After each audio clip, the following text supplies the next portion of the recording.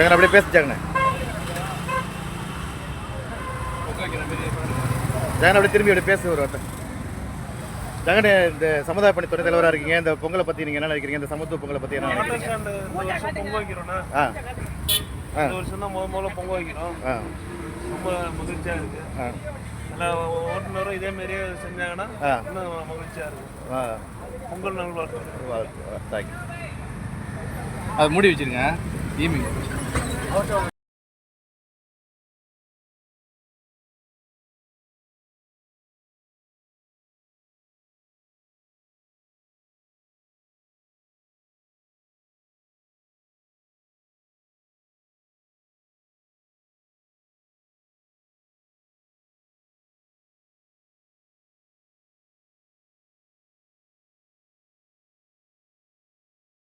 இறைவன் திருப்பெயரால் பள்ளிப்படை ஆட்டோ மக்கள் சங்கத்தின் சார்பாக இன்னைக்கு ஒரு மிகப்பெரிய சமத்துவ பொங்கலை இருக்கும்.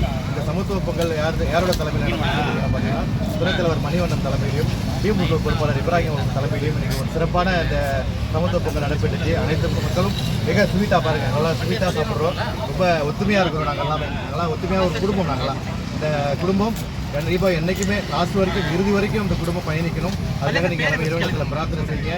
அனைவருக்காகவும் இந்த வருகின்ற நல்ல நாட்களுக்கு மனதார இந்த பள்ளிப்படை ஆட்டோ மக்கள் நண்பர்கள் வாழ்த்துக்களையும் அன்புகளையும் பரிமாறிக்கொள்கிறோம். மனமார்ந்த நன்றிகள். மனமார்ந்த பள்ளிப்படை ஆட்டோ மக்கள் நற்பணி சங்கத்தின் சார்பாக இன்று மிகப்பெரிய ஒரு நற்பணியாக, ஒரு சமுதாயத்தின் ஒற்றுமையாக இன்று சமத்துவ பொங்கல் நமது ஆட்டோ ஸ்டாண்டில் கொண்டாடப்பட்டது.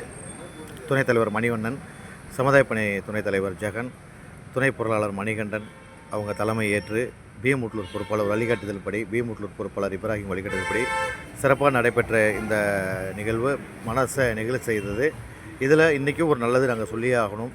தலைக்கவசம், உயிர்கவசம், சாலை பாதுகாப்பு, உயிர்காப்பு, மது போதைகளை முற்றிலும் தவிர்ப்போம் என்று இந்த சமுதாயத்தின் மீது அக்கறை கொண்ட நண்பர்களாக, ஆட்டோ ஓட்டுநர்களாக உங்களுக்கு தகவல் தந்துட்டு எல்லா நாளும் இனிய நாளாக அமைய இறைவனிடத்தில் நாங்கள் பிரார்த்தனை செய்கிறோம்.